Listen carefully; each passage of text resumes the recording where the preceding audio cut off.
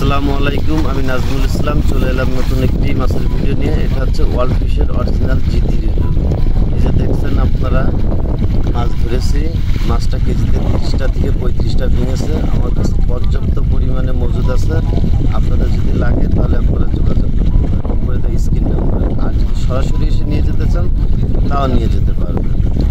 আর আমার পক্ষ থেকে ওয়ার্ল্ড ফিশকে অসংখ্য ধন্যবাদ যে এরকম উন্নত জাতের মাছ আমাদেরকে উপহার দেওয়ার জন্য।